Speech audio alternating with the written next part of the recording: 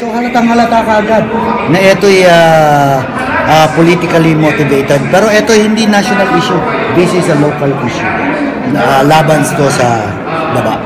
Si Mayor San Pedro kasi ay siya ang alam namin na nag-hire kay Attorney Baligo para maging abogado ni Bernadette Recalde.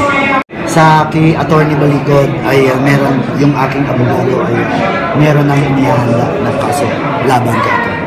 May asawa ka rin, di ba? May mga anak ka rin.